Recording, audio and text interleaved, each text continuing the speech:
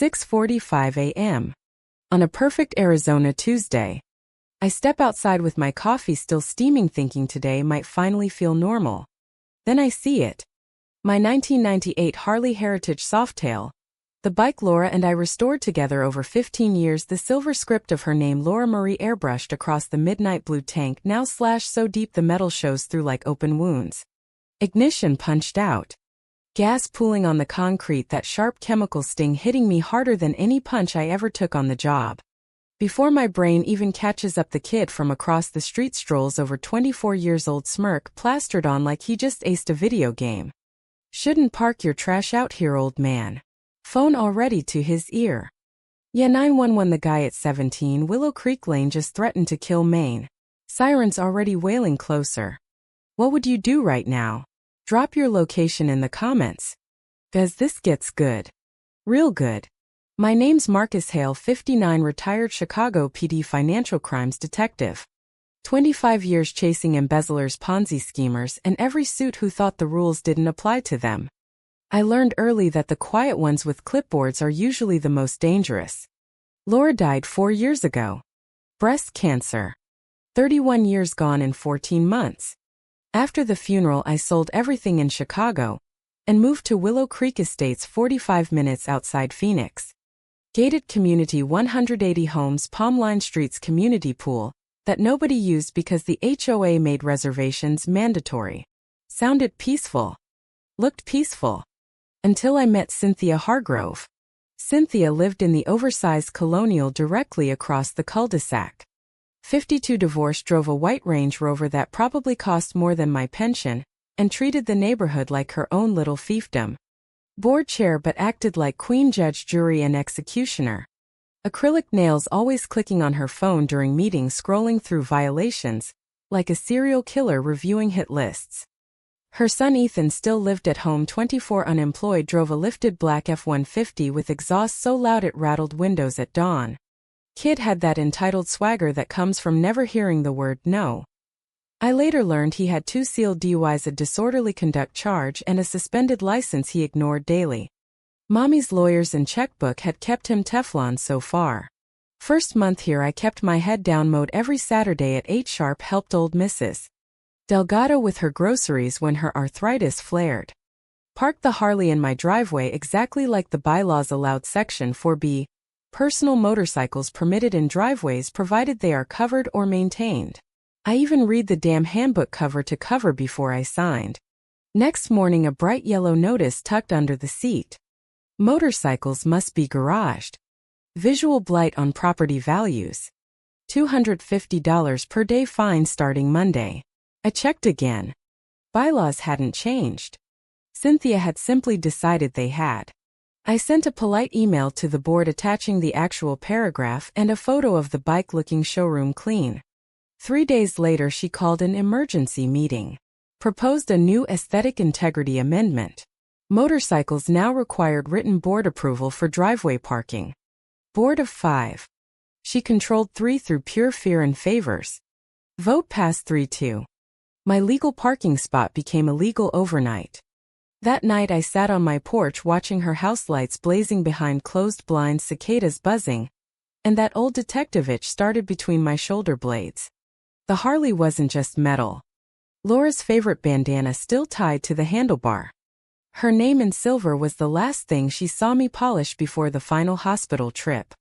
I didn't survive 25 years of white-collar raids to get bullied by a suburban tyrant with a laminator and a god complex. Cynthia Hargrove had just made the same mistake every crook I ever nailed made. She underestimated the quiet guy with the paperwork habit. The harassment started 5 days later. 6 a.m. Sharp, Ethan's F-150 roared past my bedroom window, exhaust popping like gunfire. Same time next morning. Day 3, a black trash bag appeared at the edge of my lawn, technically on the easement but stuffed with fast food wrappers and an energy drink can with Ethan Sharpet on the side. Amateur hour.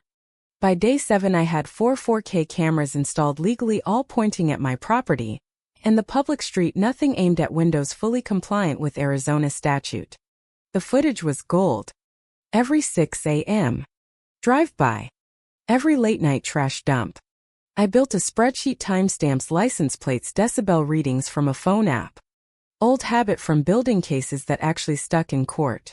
Then I ran the public records check 20 minutes on the county site. Ethan Hargrove 2 DUIs pleaded down reckless driving. Suspended license 6 months ago, unpaid fines totaling $5,800. Every single morning he was committing a crime right outside my house. I filed it away. You don't play your ace until the pot is worth it. Day 14 grocery store parking lot. I'm bungee cording groceries when Ethan whips in behind me, blocking my exit phone already recording. My mom says you're harassing our family with your little cameras. I don't look up, just keep tying knots, calm, methodical. Heat waves off his hood, burnt oil smell thick in the air. Son, I haven't called a lawyer yet. When I do, you'll know. He steps closer, phone shoved in my face. This is harassment, I'm recording you threatening me. I finally meet his eyes, give him the same flat smile I used on suspects who thought they were smarter than the system. Good. Make sure you catch the part where you're parked illegally in a fire lane. I nod at the yellow curb under his rear tire and the security camera above us. His face flickers. Tires squeal, he's gone before the manager even arrives. That evening, certified letter in my mailbox. Official HOA letterhead, $850 in accumulated fines for unauthorized vehicle display. Due in 10 days or lien on my house. Here's where Cynthia got sloppy. The signature block listed her as HOA president. She was only chair. The real president was mild-mannered Mr. Patel, who hadn't spoken in 2 years. Forging authority in Arizona, that's not just HOA nonsense that edges into fraud. I photographed everything, scanned, saved to 3 drives. Then I started casual coffee invites with board members. Mr. Patel agreed immediately, sounded exhausted. 2 others parroted Cynthia's talking points, but Yolanda, the retired bookkeeper, hesitated when I mentioned finances. Between us, something doesn't add up in the books. I asked to see statements last month, she shut me down hard. Cracks were showing. Cynthia had built her little empire on fear and fake politeness. She never expected anyone to look close enough to see the foundation was rotten. 2:47 a.m. Day 19. My phone buzzes, motion alert. Camera feed shows a hooded figure crouched by my Harley. Even half asleep, I know the build, it's Ethan. He drags a key across the tank, long deliberate scratches right through Laura's silver name. Then screwdriver out, punching the ignition, metal on metal screech in the quiet desert night. Every instinct screams, go out there now. The smarter part, the part that built airtight cases for 25 years, says let him finish. Make it undeniable. He looks straight at camera, 2 grins, flips it off and strolls away like he just took out the recycling. I wait until he's back inside Cynthia's house before I step outside. The damage hits like a gut punch. Jagged silver scars through Laura's name. Ignition ruined. Gasoline everywhere. I stand there breathing, forcing the old rage down. Anger makes you sloppy. I go inside and wait. 6:30 a.m. Right on schedule, Ethan saunters across the cul-de-sac, coffee in hand, fake concern dripping. Morning, neighbor. Something wrong with your bike? Real shame when property gets damaged. Maybe you should garage it like mom says. I sip my coffee, eyes locked on his. You looked right at the camera. 2:47 a.m. Keyed the tank, punched the ignition, smiled at camera 2, even flipped it off. His smirk dies. That's felony criminal mischief in Arizona, damage over $3 grand, 2 to 8 years. His face drains white, then floods red. Phone out, hands shaking. You're threatening me, I'm calling the cops. Good, save me the call. 8 minutes later, 2 squad cars roll up. Sergeant Ramirez, mid-40s, professional, and young officer Torres. Ethan launches into full performance. Officers, this man's been harassing me for weeks, threatening to kill me over some scratches he's trying to blame on me.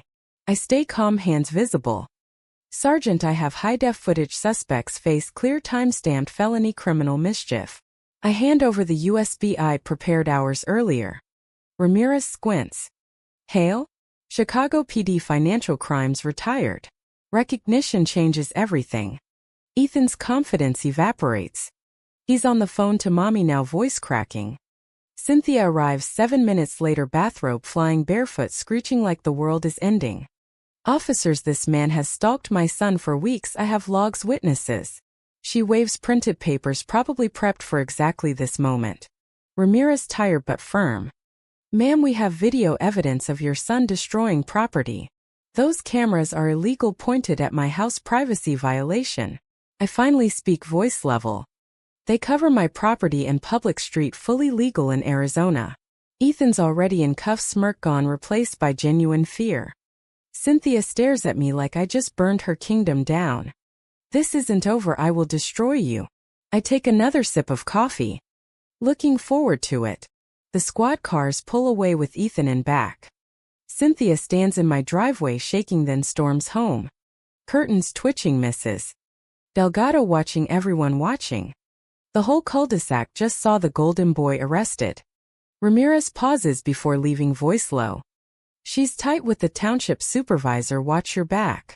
Sun's fully up now, birds chirping, sprinklers kicking on, coffee and gasoline mixing in the warm air. I look at the Harley, Laura's name still visible under the scars. Not done yet, babe.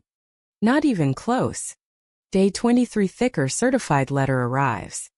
Emergency special assessment $6,200 per household, immediate road repairs and legal fees due in 24 hours or lien. Arizona law requires 30 days notice for anything over $500. This was outright extortion. I called Township Public Works. No permits filed, sir. Your HOA hasn't requested road work in 2 years. So where was the money going? 2 hours of bureaucratic wrestling later, I finally got the bank statements. Arizona law says HOAs must provide them, but Cynthia had made it deliberately painful. $49,000 transferred to Hargrove Community Solutions LLC. Over 18 months. Business registry search, old habit from tracing cartel shell companies. LLC registered to Cynthia's address, sole proprietor Cynthia Marie Hargrove. She'd been paying herself for consulting services that didn't exist. I'd seen this playbook before. Give someone tiny power, nobody watching, they always start skimming. They always think they're too smart to get caught. They never are. My phone rings, unknown number. Marcus Hale? Elena Ruiz, Arizona Republic. I cover suburban corruption. Heard you might have an HOA story. Word travels fast in these circles. Possibly. Coffee tomorrow. She brings documentation, I bring front page potential. We set a time. That night Cynthia strikes on the community Facebook page. Concerned about aggressive newcomer threatening children's safety. Use caution near 17 Willow Creek. Individual shows signs of instability. Protecting our community is paramount. Photo of my house, veteran plates visible. Coordinated comments flood in. Heard he threatened someone, PTSD issues. My kids play, they're terrifying. I screenshot everything but 3 comments break the script. Wait, isn't this the guy whose bike got vandalized? The Hargrove kid got arrested, right? Cops had video. Not everyone buying her narrative. I don't respond. Engaging is what she wants. Instead I make quiet calls. Mrs.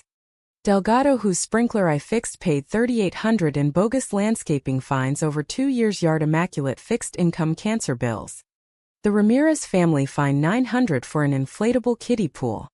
Contractor Rick paid $1,400 for parking his work truck in his own driveway. By midnight 8 households combined bogus fines, $29,000 plus Cynthia's $49,000 self-payments, over $78,000 in fraud. Game on. Highway 101 diner. Next morning, Elena Ruiz, sharp eyes, recorder ready. I slide the folder across: bank statements, fake invoices, victim statements, Facebook screenshots, police reports. She reads, expression shifting from professional to genuinely pissed. This is criminally prosecutable, you know that. I do. I want every homeowner who paid fake fines to know they can get their money back. I want her to understand actions have consequences. Elena smiles. 2 weeks, I'll vet everything, then we go big. That evening, Cynthia's silhouette paces behind her blinds. She feels the ground shifting. Good. Let her sweat. Day 31, late night. I'm deep in 3 years of HOA documents, Mr. Patel dropped off, terrified but finally done being her puppet. His wife's chemo draining their savings. Cynthia had threatened insurance problems if he didn't vote her way. Classic bully move. Page 43 of the original 2008 charter buried in dense legalese Section 9C. No amendment to parking vehicle or storage regulations shall be valid without approval by 75% of total homeowner membership via mailed ballot. Board votes alone insufficient. I read it 3 times. Coffee gone cold. Cynthia's motorcycle ban pushed through with a 3-2 board vote was never legal. She needed 75% of all 180 homeowners. She got 3 people in a room. Every fine issued under that amendment void. I call pro bono HOA attorney Marcus Feinstein. He answers at 10 p.m. Holy hell, this nukes every parking fine. Grounds for harassment, punitive damages. The embezzlement trickier, but on-record admission would end it.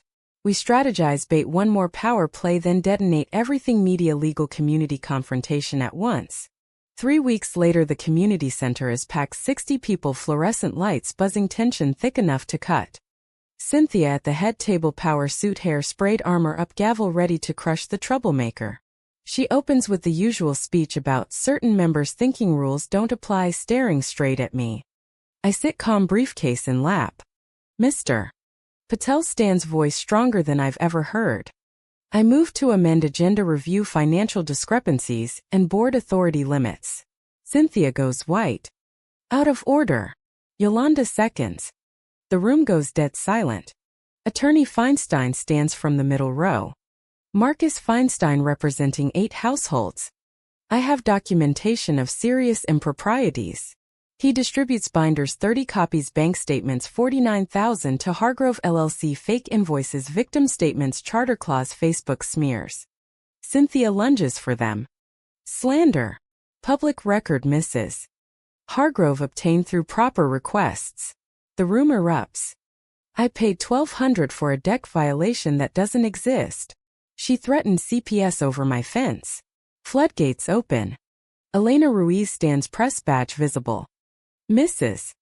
Hargrove comment on allegations of embezzlement. Our story runs tomorrow. Cynthia's phone rings. She glances, ignores it, rings again. Aren't you going to answer that? I ask quietly. She finally does, steps into the hallway. We hear her voice rising. What do you mean the Republic is calling? She returns, face gray. The door opens, process server scans the room. Cynthia Hargrove, you've been served. Hands over thick envelope.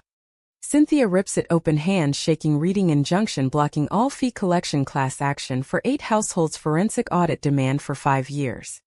The room explodes, applause, standing ovation. Distinguished older man stands. I move we remove Cynthia Hargrove from the board immediately for cause. Seconded, thirded. 38 hands. For stay down. Motion carries. Cynthia, frozen papers trembling, finally grabs her purse, knocks her chair over. You'll all regret this. She storms outdoors, slamming hard enough to rattle the windows. Outside, her Range Rover peels out, black marks on the asphalt she used to patrol like her kingdom. Inside, people are already voting to freeze accounts, suspend fines, hire independent management. The tyranny is dead. For weeks later, Cynthia faces 8 counts: theft by deception, extortion, fraud. Prosecutor moves fast. Jury takes 4 hours, 6 counts, guilty. Judge gives 4 years, eligible parole after 18 months. Her house sells fast to cover restitution. Ethan takes a plea, 18 months probation, counseling, $2,800 restitution for the Harley paid from his new warehouse job. 6 months in, he shows up at my door, eyes down. I'm sorry about the bike, everything. My mom made me think it was okay. He's lost weight, looks tired from actual work. You completing counseling? Yes sir, twice a week. Good, keep doing that, you've still got time to turn this around. Forensic audit reveals $64,000 in fraud over 4 years. Homeowners recover 70% after fees. Mrs. Delgado cries when she deposits her $3,800. The HOA transforms 7-member board, live-streamed meetings, financials posted, quarterly fines over 100, require neutral arbitration. Cynthia's clipboard reign is history.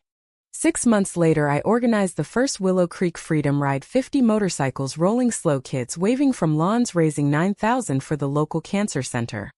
Annual now. We created the Laura Marie Hale Memorial Scholarship 2000 yearly for students pursuing public service. First recipient, Mrs. Delgado's granddaughter, future civil rights attorney. The locked common area becomes a community garden. 40 plots. Summer evenings smell like tomatoes and laughter. Sign at the entrance, grown by neighbors, not ruled by tyrants. Elena's article wins state award, sparks legislative push. Arizona HOA Transparency Act passes unanimously. Mandatory audits, criminal penalties for embezzlement over $5,000. Homeowner Bill of Rights. My website, Know Your HOA Rights, now gets 3,000 visitors monthly. 40 communities asking for help. Weekly emails from people facing the same fight.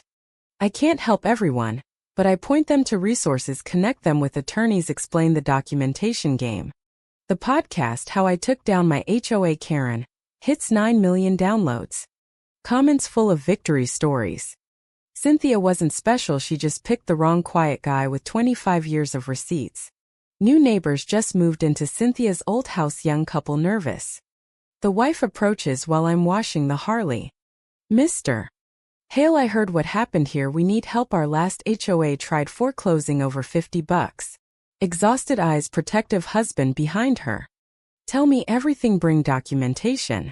3 weeks later we find the discrepancies, file motions, get their money back plus damages. Different HOA, same playbook. Turns out I'm not done fighting. Golden sunset me on the Harley cruising Willow Creek. Mrs. Delgado waves Brunelli kids trail on bikes laughing.